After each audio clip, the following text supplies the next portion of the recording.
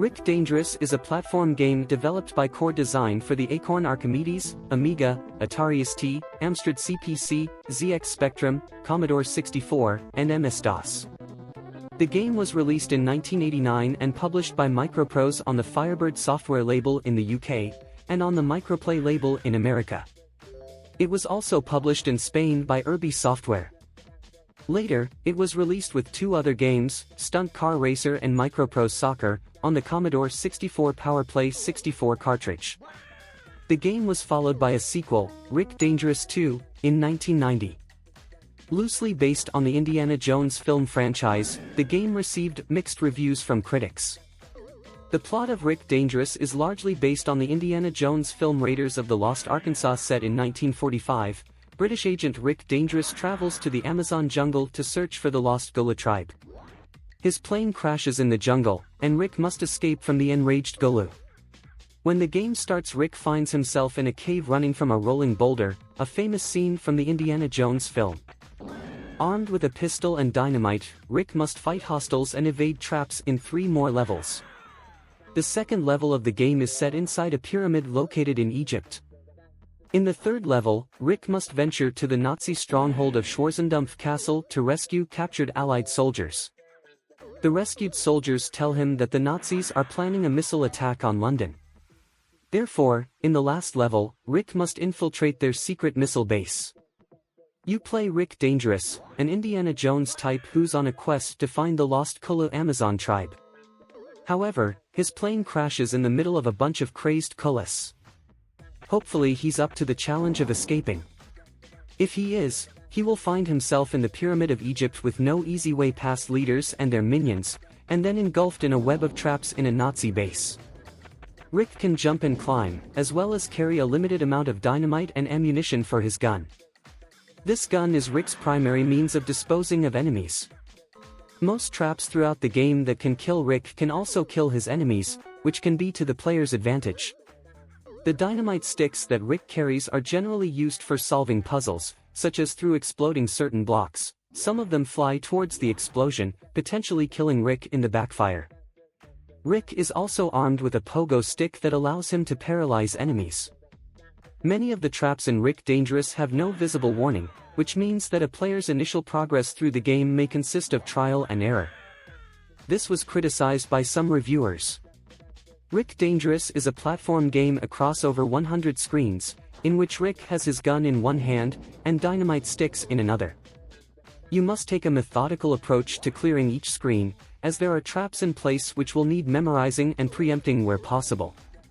Use the dynamite wisely. For enemies you can't get into the purely horizontal range of your gun. Rick Dangerous was, at the time of its release, top of the line. It was hailed as an excellent arcade adventure game. The style of the game was an homage to old adventure movies in general, and to the, at the time fairly recent, Indiana Jones movies. The Last Crusade came out the same year as Rick Dangerous. The game starts out in the South American jungle, but every level has its own style. To put it shortly, your job is to travel the world and raid tombs. Sounds easy? Well, it's not. This game will last a while. No matter how good you are at these type of games, you will not get through this in an instant. I promise you that. The game has excellent graphics and the charm factor is through the roof. Rick himself looks like a little cherub, and all the enemies are just as cute. Not to mention the sounds. Everything from the gunshots to the scream you let out when you die sounds, well, cute. This could have been a bad thing, but in this game it works, since it's so stylishly done. This is a parody rather than an imitation. Since this is an old Amiga gem, I should point out that the game doesn't take that long to load. You may not realize this, but back in those days some games were virtually unplayable because of the horrendous loading times. If you think that The Witcher from last year had too many and too long load screens, you haven't played the worst Amiga and C64 had to offer. Since you die more than often in this game, things like loading times really matters. For starters, the difficulty. It might be a good thing that the game lasts long, but in this case that's more of a problem than a benefit. This game consistently punishes players for simply playing the game. There are traps everywhere, and there is no way of discovering them other than the infamous trial and error style. Die, memorize the trap and try again. This is a really outdated way of creating games, and what seemed like tough but fun challenge back in the days is just frustrating nowadays. Today players just won't stand for these kinds of cruel and unusual punishments. After having fought their way through the first, very low levels, they are being unfairly punished by even more arbitrarily placed traps you have to die in to discover, and soon all your lives are lost and you will have to start over. If you really want to beat this game, you will have to play the first levels so many times you will eventually start dreaming nightmares about them. I liked Rick Dangerous when it was first released, although I really didn't have the patience to finish it even back then. When I try and play it today I give up quite fast. It's just not worth it.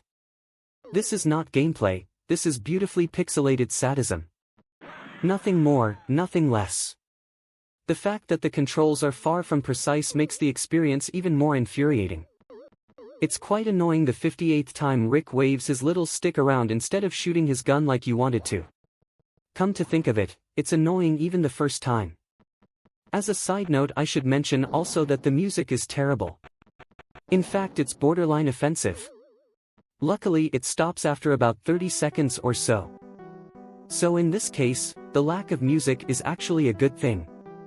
If you are a masochist, you'll love this. But if you want a tough but fair gaming experience, look elsewhere.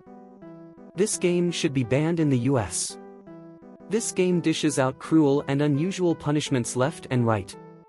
It wants to crush you. It wants to eat your soul.